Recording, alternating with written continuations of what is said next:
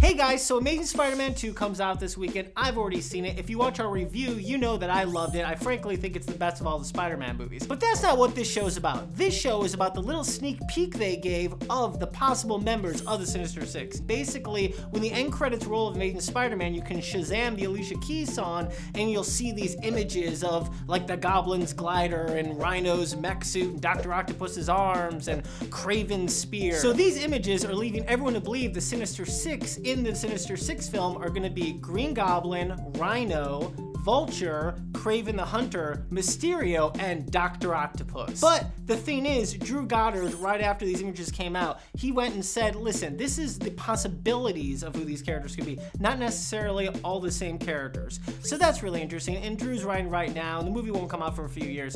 But I guess the main question is, how is this movie going to work? How are they going to make a Sinister Six movie? How are they going to make a movie of villains? So basically, I think Drew Goddard's great, and I think he's the right guy to do this. I love Cabin in the Woods. I love the writing he's done. I think he's one of the only guys who could actually do this. Sort of like how James Gunn is really the only guy I think who could do Guardians of the Galaxy. I think the one way it could work, and I'm sure a lot of you online have talked about this, is perhaps just having Venom be the hero. Maybe they could do a thing where Eddie Brock has been, you know, his life's been destroyed by Spider-Man like in the comic books, and then he meets up with a symbionite suit, who of course Spider-Man rejected. The two of them came together. They had sort of this love of hating Spider-Man. But I don't think they're gonna do that for these new Spider-Man movies. I mean, Andrew Garfield might only be in one more Spider-Man movie. That would be it, which I think would really suck. And by the way, if you do that, Sony, no more origin stories. Just evergreen the crap out of this, okay? It's like James Bond. We don't need to see the origin over and over again. But I think what they could do is they could have Eddie Brock, his life could be destroyed by Spider-Man, so all you need is a still, you know, of Spider-Man catching somebody in a montage, and Eddie Brock going, no, my life's ruined.